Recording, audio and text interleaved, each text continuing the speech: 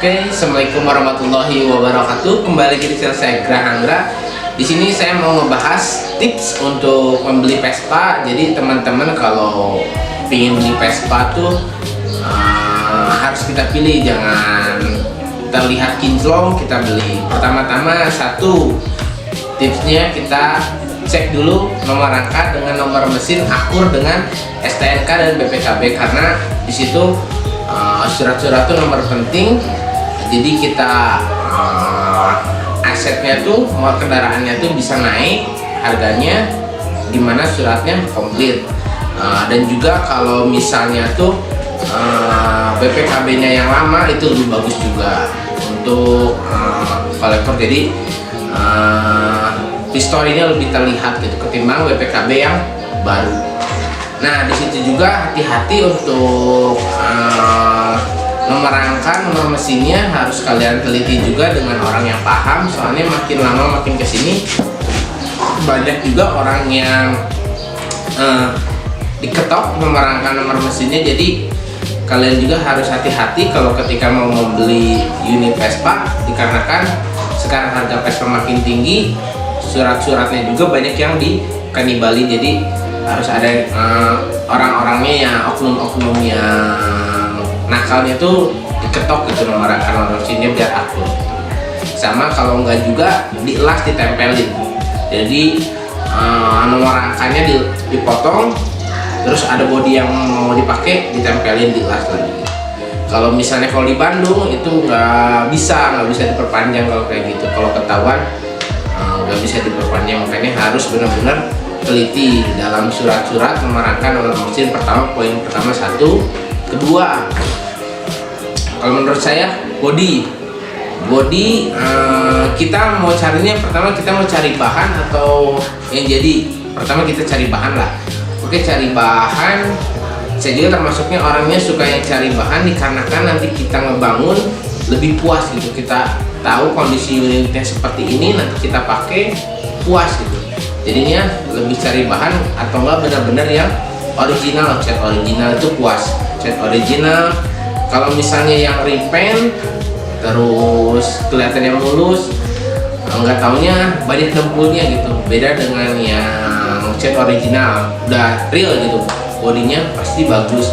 Beda dengan yang kita bahan kita ngebangun, kita lihat seutuhnya, dalam-dalamnya catnya kita kerok, dilasnya bener-bener sampai yang bagus, jadinya aman, kitanya juga lebih enak. Pertama body kita cari, pertama-tama decknya, deck harus bagus, sama senternya, center body kiri, center lurusnya, lurus di tengah ininya sampai ke belakangnya harus benar-benar lurus. Jadi nanti dipakainya nggak miring-miring, soalnya kalau miring nggak enak, nantinya sakit pundak. Nah, di body itu nomor 2, dikarenakan bengkelnya tuh yang benar-benar yang bagusnya tuh, nanti saya kasih lihat gambarnya.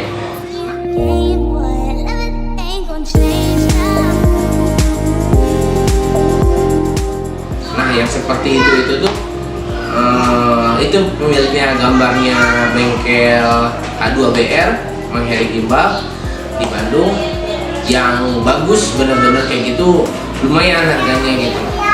Banyak sih tukang las yang biasa-biasa murah gitu, tapi kualitasnya yang kita nggak enak dilihatnya gitu. Jadi yang kebanyakan yang repaint tuh las-lasannya tuh asal-asalan, nanti bisa ditutupnya sama dempul. Kalau kita yang ngebangun sendiri kan kita otomatis dari bahan besinya juga kita pingin yang bagus.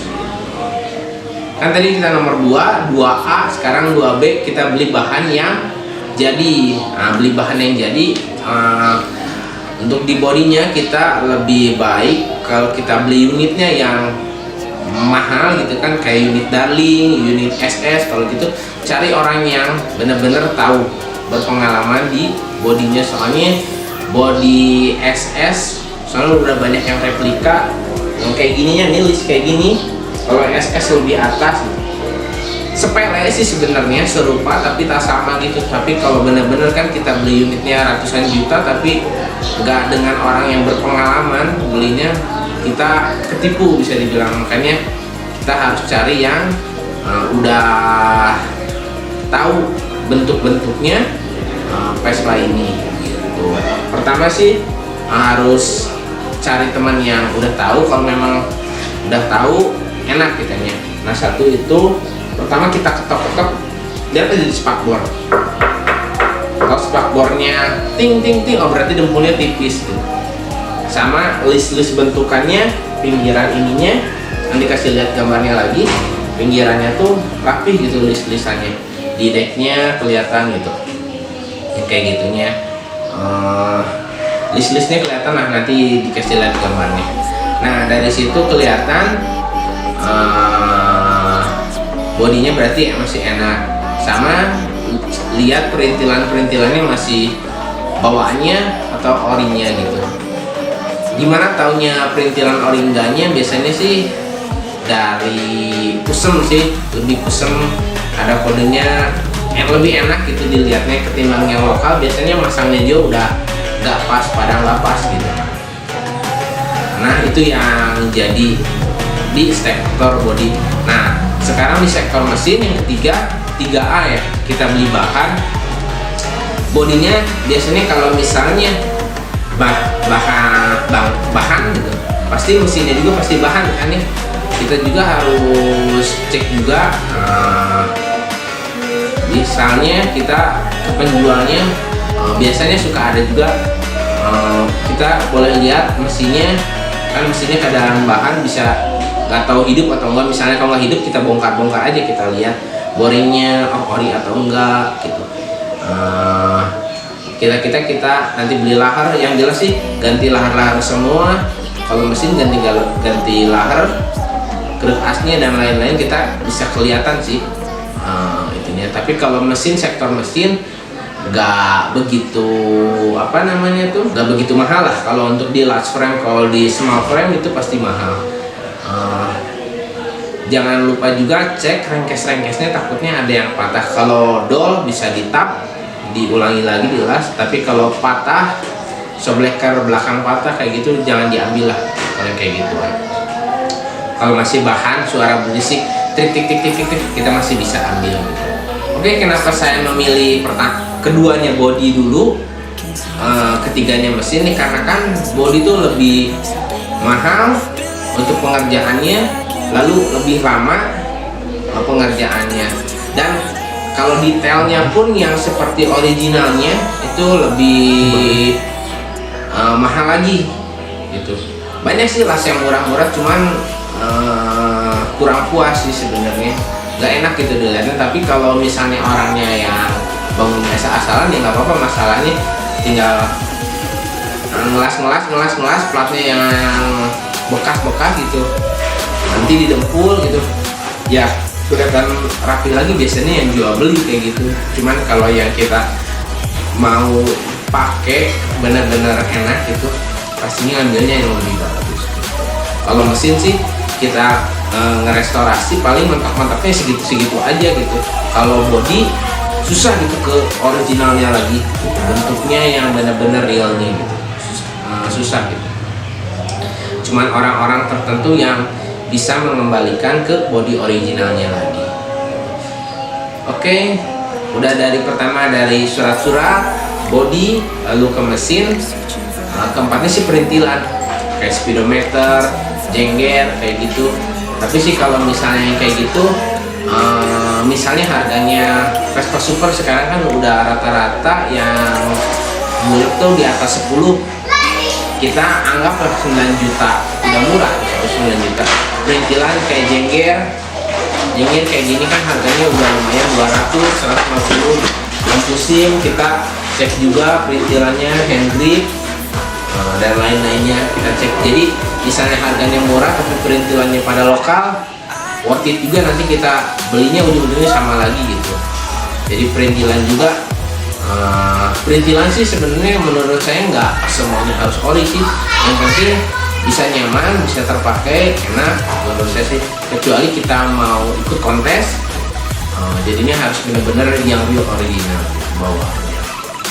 Dan misalnya untuk kayak saya gini display gitu, yang penting menurut saya sih enak dilihat gitu, enak dilihat. Kalau original tuh sebenarnya sih enak dilihat, beda dengan yang lokal gitu. Yang lokal tuh kurang enak dilihatnya. Nah dari situ harga cocok deal. Terus ada teman-teman juga gini, body mulus, transaksi harganya miring, kita beli, kita pas nyampe di rumah turun mesin.